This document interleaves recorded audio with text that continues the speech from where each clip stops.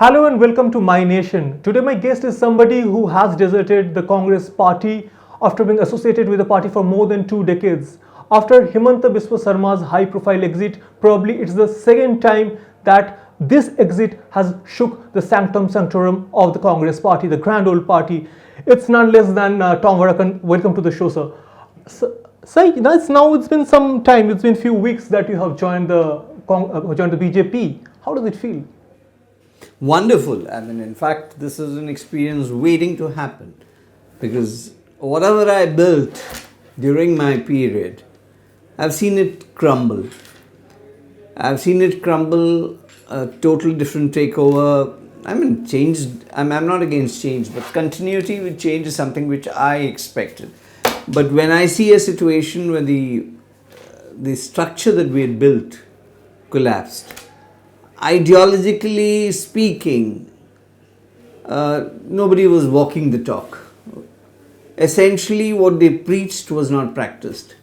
So I didn't see any reason why I should continue there in the Congress. But there was a huge propaganda against the Bharatiya Janata Party, which is that minorities were told that, look, there was a fear phobia that look, if you join the BJP, the world of the minority would collapse. But the reality is they welcomed me with open arms. Right.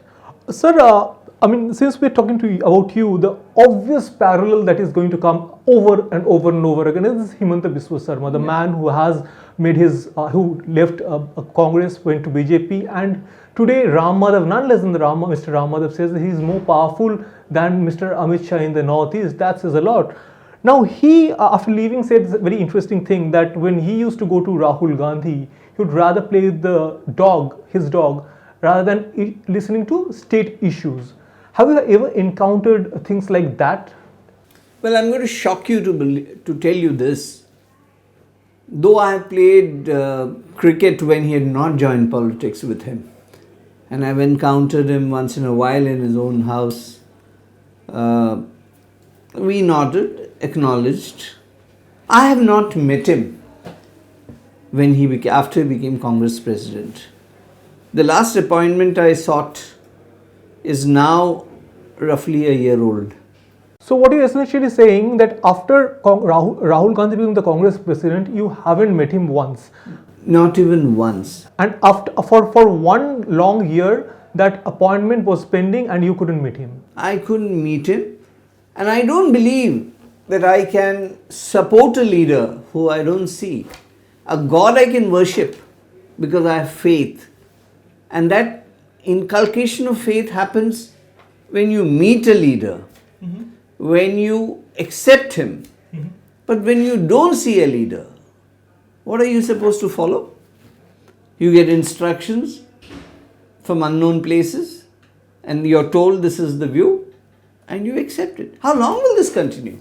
So when you decided to walk out, very clearly you said over and over again, that's why we are not asking the question that why you walked out. You made it abundantly clear. What happened during those 1 week? Look, to be honest, I've been thinking of this for quite some time. I've been meeting spokesmen from the party at different television channels. Even your channel, I used to run into people from the BJP. We used to have chats, pleasantries over tea. The first indication I felt, especially I had a discussion with Mr. Rakesh Sinha, who is spokesman for the RSS. We went into a chat on a variety of subjects, and then he said something about cultural nationalism. Now, cultural nationalism, as he presented to me, sounded very interesting. He said it's inclusive, which meant that Christians, Muslims are all part of that. Who approached you first? Nobody approached me first. We got into a chat mode and I liked it. Chat mode with Rakesh Sinha. Rakesh Sinha. And then? Then I said, okay, let me meet more people. I met some people and then one thing led to the other and it was decided that I'll have a press conference here at 1:45. I'll go back to Himanta Biswa Sarma once again, sir, because there is an amazing connect between you and Mr. Sarma. Mr. Sarma said that multiple times, not once, that he has huge respect for Sonia Gandhi. He says the style of functioning between Rahul Gandhi and Sonia Gandhi are different. While Sonia Gandhi could stitch alliances, take people along, and listen to his own leaders, Rahul Gandhi refuses to do so. Will you agree that Rahul Gandhi's way of functioning is way too different than Sonia Gandhi's, and which is to be Congress's not helping Congress in the long run? See, I tend to agree with him to a larger extent. At least with Sonia ji, there is that she listens to people. She listens to people and definitely much more democratic. But here what happens is there is no way you can get audience. Listening happens only if you get an audience. If you don't listen to your workers, at least there was an attempt with Sonia ji, that she met the workers. She listened to them and she advised them quite often. Here there is no situation. Workers, you do lip service and you say you're all for workers and you want a new generational change. No, generational change doesn't mean it's like a sapling that you plant. Rahul ji, for me, I've seen him.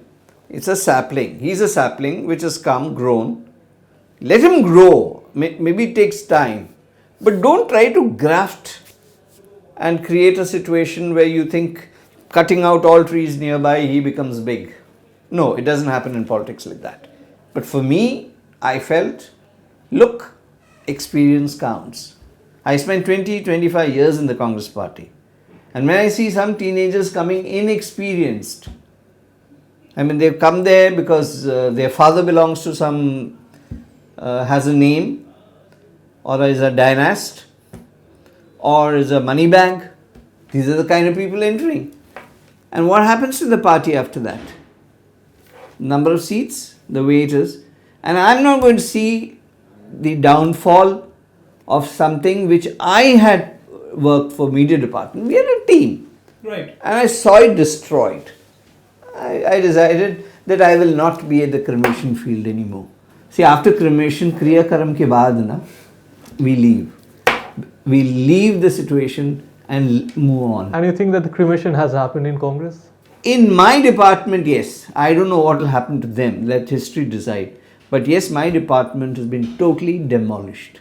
Last year, Amit Shah went to Kerala, and there's day after day rallies. A lot of hashtags were created due to the Kunnur incidents and violence. After that, something changed altogether. Not only the violence that came to the fore, something different came to the fore. That's Sabrimala. You are from the Christian, you represent the Christian community here in this BJP, particularly as far as the state of Kerala is concerned. What do you think the Christian community feel about Sabrimala, the whole issue of Sabrimala? As long as the practice is going on, whether it's a Hindu community, Christian community, Muslim community, as long as they're practicing, the Constitution protects them.